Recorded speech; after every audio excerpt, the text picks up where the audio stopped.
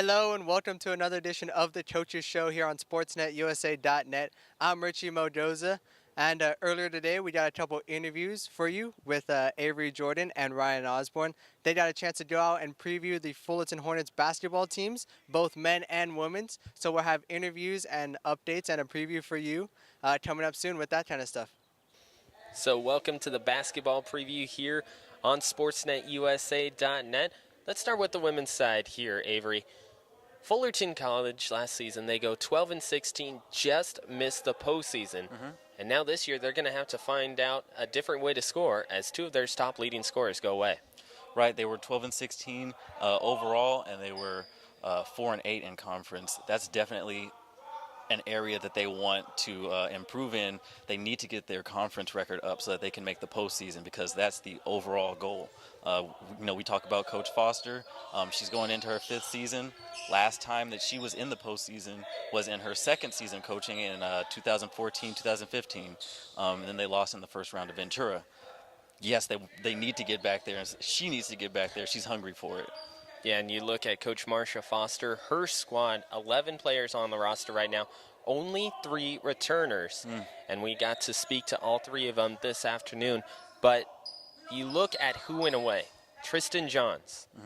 She ended up taking the scoring lead, 12.4 points per game. Tiana Buford, 10.1 points per game.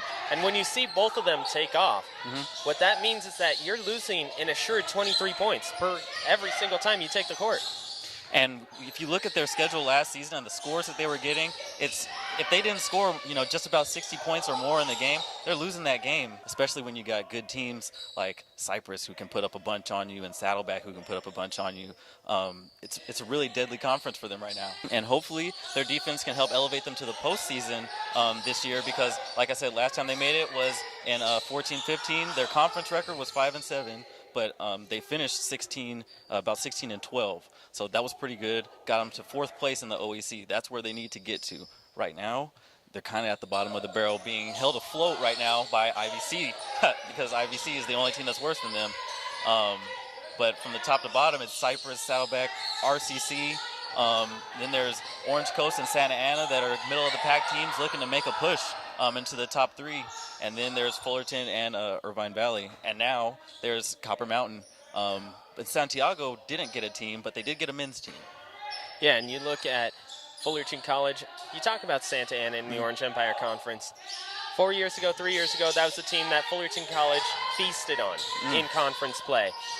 Last year, things didn't go as planned. They went over against Santa Ana. Yeah. So a team that you're normally looking at and saying, hey, we're above Santa Ana, we can get past them. All of a sudden, Santa Ana is creeping up in the standings as well.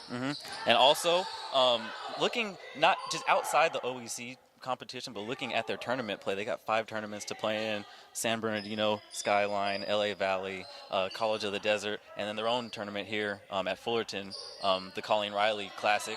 But you're right, you got to find someone that can score, and you got to find someone, or collectively get your defense together to kind of get that momentum, because they lost 5 games in a row in January last season going into February, and that's primetime conference play.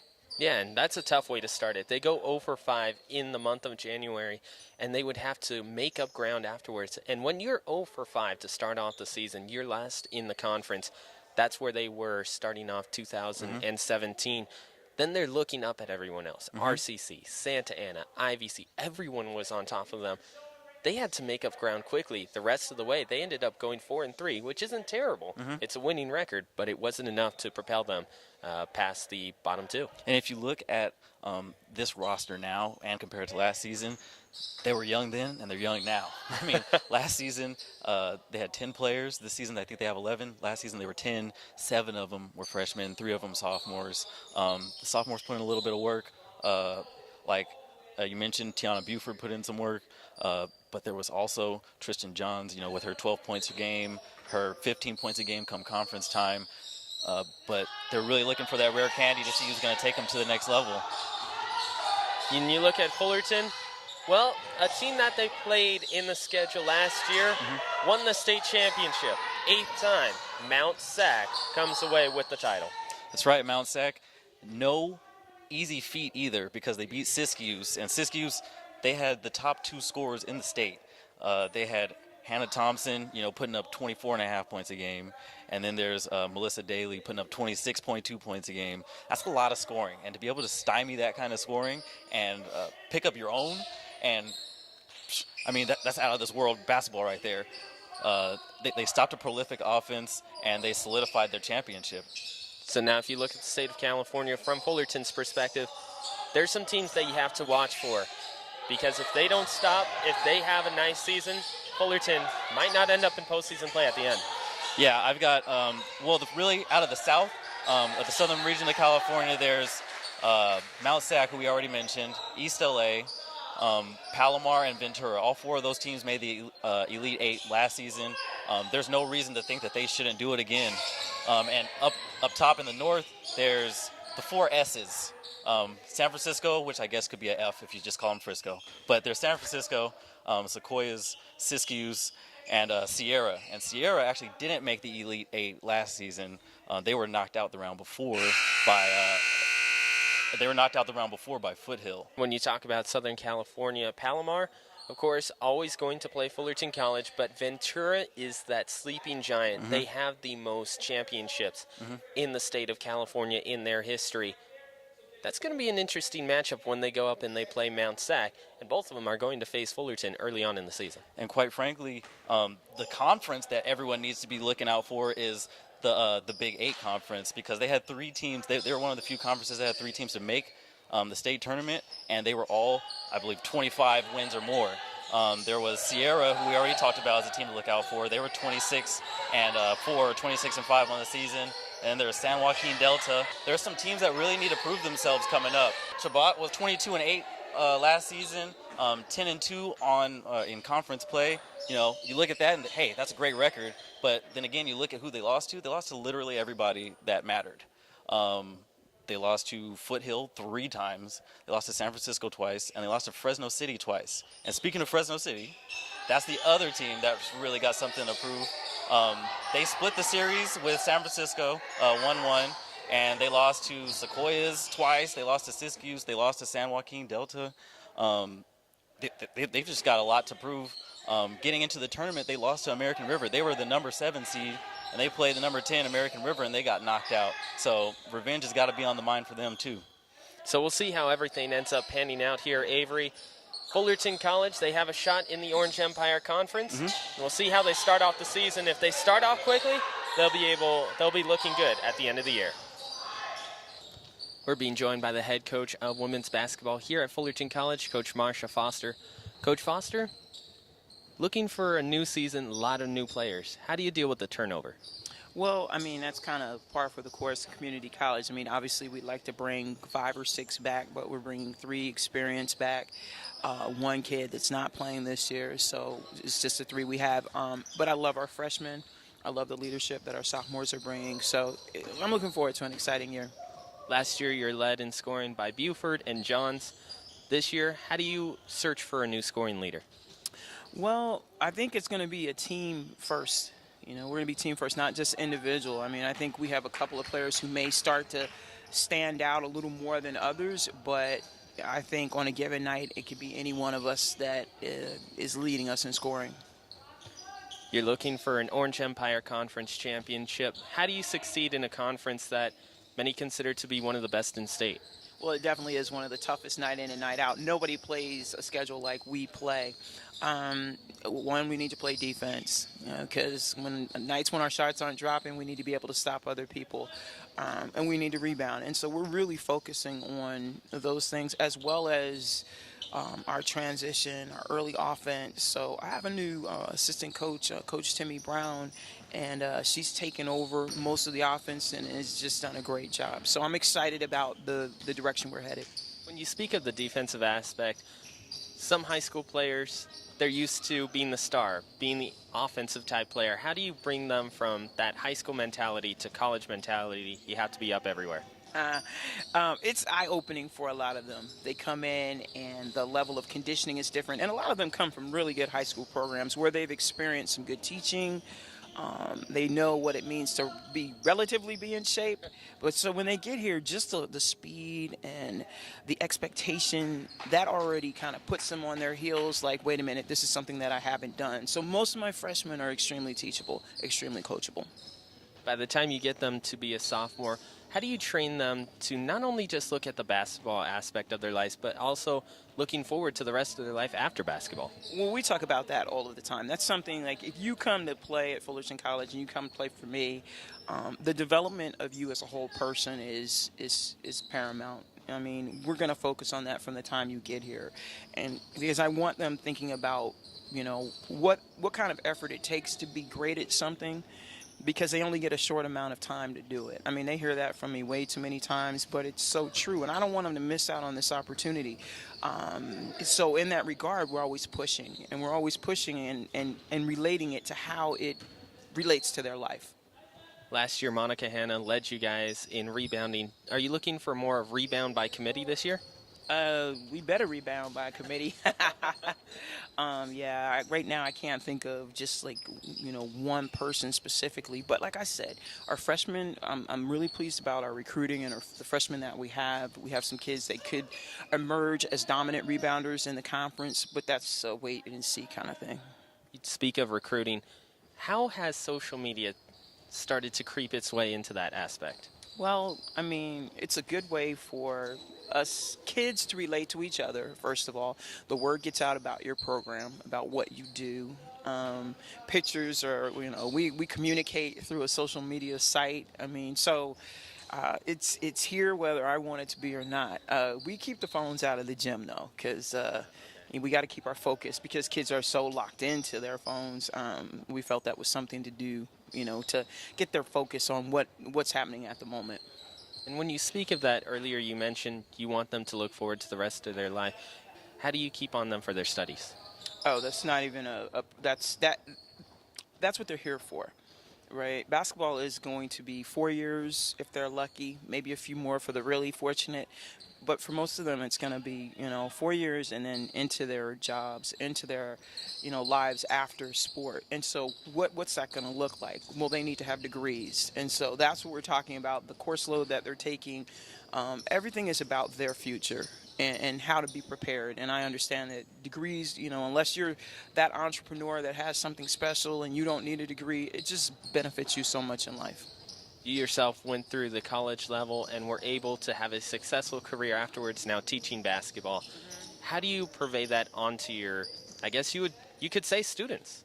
Right. Well, I mean, I'm old to them, right? Because that was a long time ago. I mean, they know that I played Division I basketball, that I was drafted by the pro team at the time, but that really, it doesn't resonate with them like, I did it this way, so you do it this way. And I try not to do that.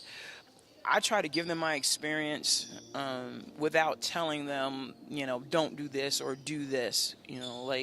They have to figure out their own way. I want to lay the roadmap because I know what it takes to be successful at that level. I know what it takes as a player. I know what it takes as a coach to be successful at that level.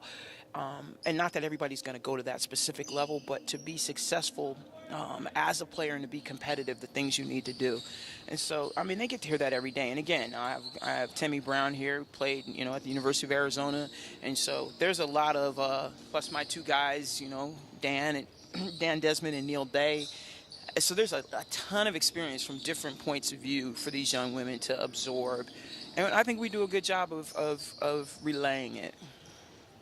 When you look at, or just moments ago, you mentioned how different people take the good parts of this, they grab a little of this. How do you teach so many different individuals and to their personalities? Well, one, we're trying, it's about a team. It's about a team effort, right? Like, what are we doing as a unit? And I know they're each unique individual women, and I want to honor that. But at the same time, they have to understand being selfless, what it takes to be a part of a team and be successful. You have to give up the individual you.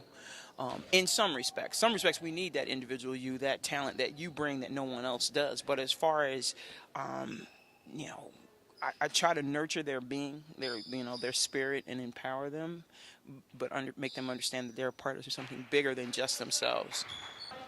All right, I'm here with head coach of the men's basketball team, Perry Webster. You're coming into your third season. You're just coming off a Coach of the Year. How does it feel to be back here, coaching again, on your way to another championship? Well, don't get too far ahead of ourselves. We're working. It's early in the season. We're trying to put a lot of new pieces together. It's an exciting time, because we have a lot of young guys. We haven't had this many young guys since we've been here. Yeah. So we got, I think, 6 or 7 true freshmen. So there's a lot to learn and a lot of mistakes to get through, but we're enjoying these guys. They work hard. They're coachable, and we just got to keep working and getting better. And we know that we're not a finished product. Hopefully February, March, we're a finished product and playing our best basketball.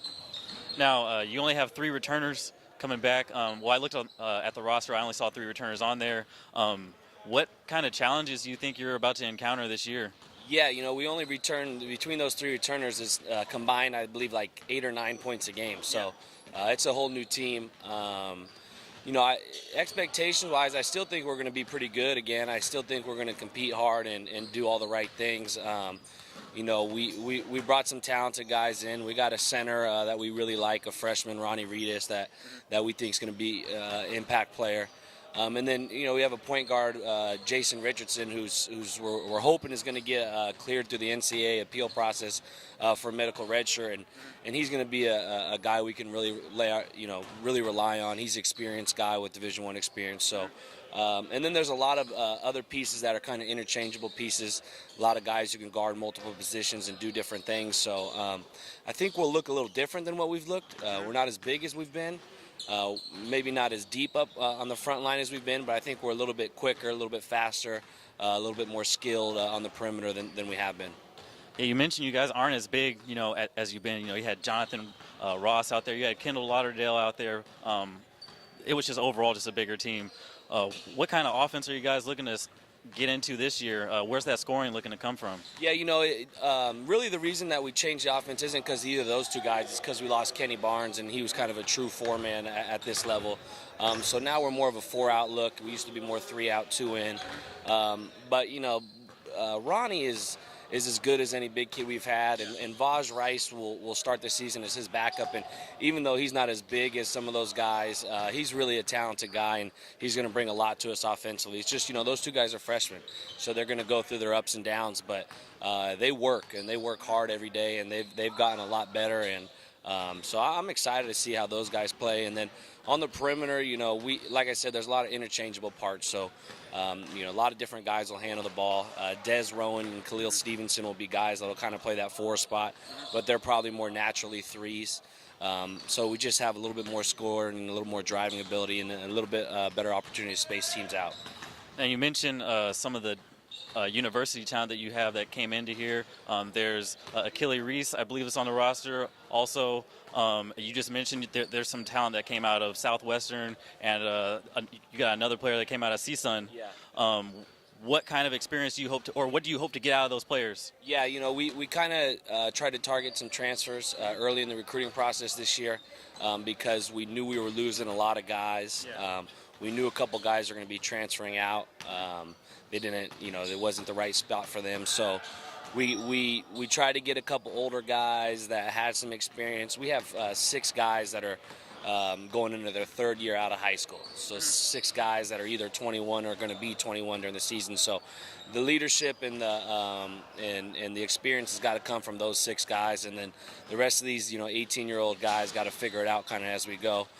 So there'll be some ups and downs, and the schedule's really tough, but that's the way we like it. That's the way we want it, and we'll learn a lot about ourselves just in the first couple weeks. Now, I know you made a new addition to your coaching staff. What do you hope to get out of your coaching staff this season moving forward? Yeah, we added Glenn to the staff. I think Glenn can help us working with big guys, working on their fundamentals, but also he's got a good feel for a lot of the AAU circuit and a good relationship with a lot of different coaches. So he's going to be able to help us in recruiting. And then Tom and Andrew returned. Tom has kind of been my rock the whole way through. He was the first guy I hired. He's devil's advocate. Everything I say, he text messages me and tells me differently because that's what I asked him to do. I asked him to make me think about things a different way than I normally would, and he's been great at that. This program would be nowhere near where we are without Tom. And then Andrew has been great. Andrew's old Mr. Reliable. He's developing his voice and his coaching ability. He's a young guy. He's just going into his second year of coaching, but he's committed to the kids.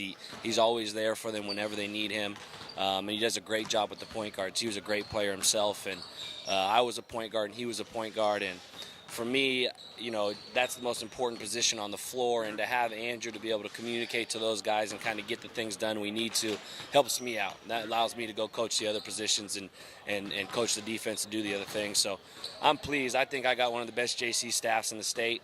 It's always hard to find money for guys at the JC level, but we've been able to manage to find jobs on campus and get these guys right, and they're doing a great job. And you talk about the point guard spot being, a crucial spot. Ian Fox was, your guy last year, and now he's gone. Cal State Fullerton down the road. And now, who do you have coming in? Caesar Mesa, right? What do you expect to see out of Caesar? Yeah, we kind of have 3 or 4 guys running the one spot right now. So Jason Richardson from Cal State Northridge is a point guard. So if he's eligible, he'll probably be the starting point guard. And then Caesar. And Dylan Banks is a transfer. He Glacier last year, Irvine Valley. Those 2 guys are going to be battling each other and battling with Jason for minutes. They're freshmen, so it's an up and down thing for them right now every day. They're trying to learn how to handle the team, trying to learn how to handle me. As I said, that position's hard. I'm hard on those guys, but they wear their hard hat every day. They come to work no matter how hard it is for them. They keep working. They keep a good attitude. And then Akil Reese also will play a little bit of point guard for us as well. So we got 3 or 4 guys that we like at that position, and we're going to miss Ian. Ian did a lot for us over the last 2 years. The way he scored the ball, the way he got other guys involved. But we're looking forward to the next group of point guards and what they can do and what the heights they can take us to. All right, now you guys got 4 tournaments coming up this year. Do you put any more weight on any of those tournaments than the other, or which one do you value the most, if so? I think with the tournaments we're in, I don't think we can value any one more than the other. All 4 are very tough. We're going to be playing the toughest schedule in the state. There's no doubt about it. Our tournament's loaded. We're playing Chafee in the first round. Hopefully we can win. We would play, winner at Mount Sanya Center or Canyons. Defending state champs San Diego City and Citrus are on the other side of that tournament. So, and then the Riverside tournament's always one of the best in the state. Yeah. And then we're in the Citrus tournament, and we know we play East LA on the first night. So there's no emphasis of one tournament more than the other. We got to be ready to go on all of them. We're going to take our lumps, but if we just continue to get better, we'll beat some of those teams, and we can get some confidence going and heading into league play and know that we've played the best, and we'll be comfortable that way. All right, I'm here with Des Rowan. Des, what are you looking forward to the most in this upcoming season? Really just being able to hoop again, because the last time I played in a game was probably like last December. So I'm just excited to be able to play again. Now, you talk about the bonds and the friendships and everything that you make. Is it easy to come together with all these younger guys? It's a lot of newer faces that just come in here and everyone's meshing together. I mean, we haven't had any problems. Everybody here likes each other. Everybody gets along well.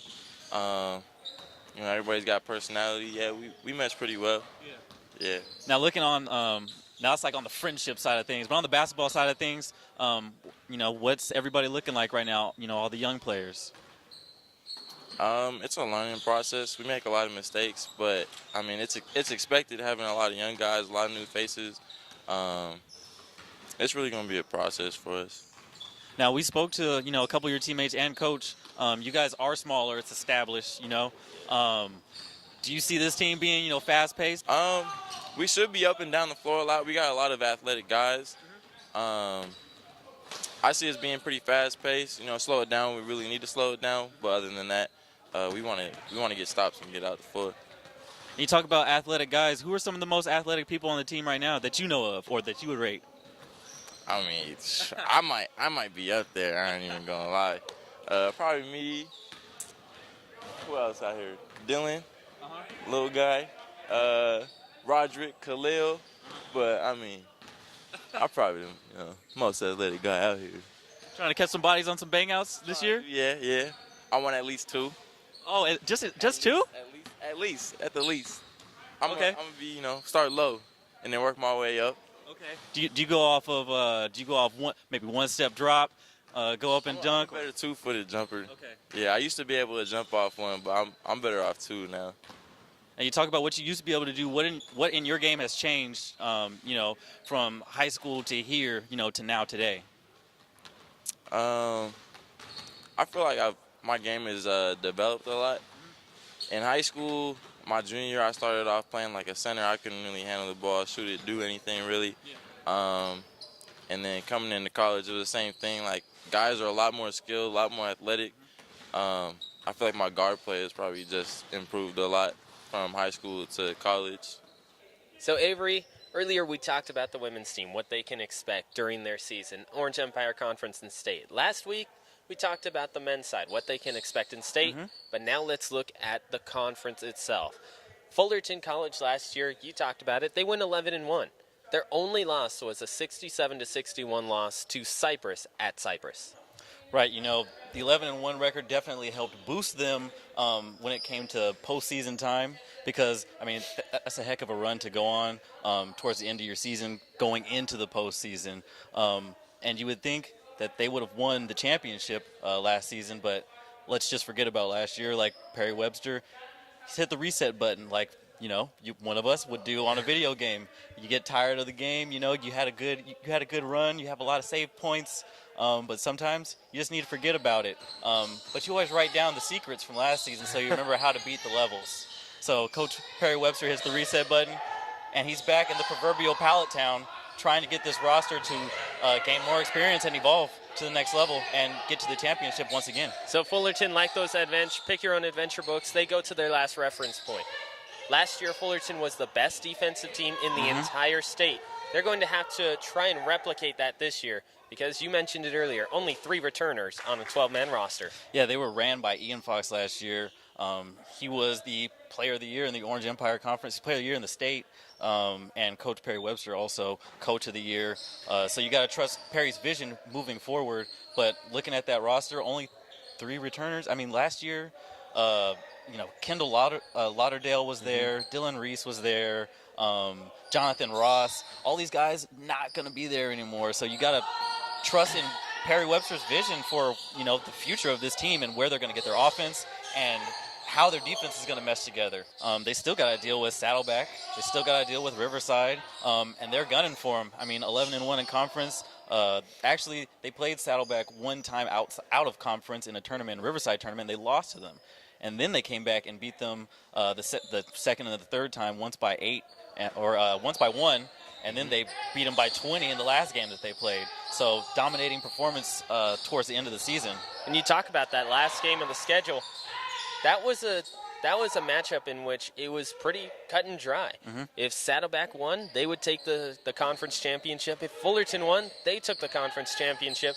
And Fullerton, along with the women's team, both of them end up grabbing wins at Saddleback. That's the first time that Fullerton has swept that matchup in over 5 years. They're able to do it. They grab the conference championship. But now, with that new look team, they're the team to beat, and people will be gunning for them.